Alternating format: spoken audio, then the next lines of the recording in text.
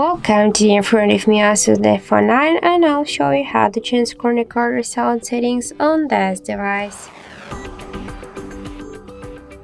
So first, let's open the notification panel shortcuts, and after that we should find somewhere here this screen recorder icon. In my case it's here. And now just to launch the screen recorder settings, we should first hold for a while this icon, and after that we can see here the settings.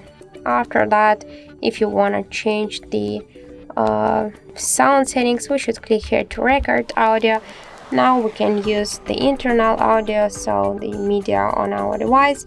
Also we can use here the microphone if you want to comment something, or we can switch it to down and just to record the mood videos. And that's it. So thank you for watching, and if you find this video helpful, don't forget to leave a like, comment and to subscribe our channel.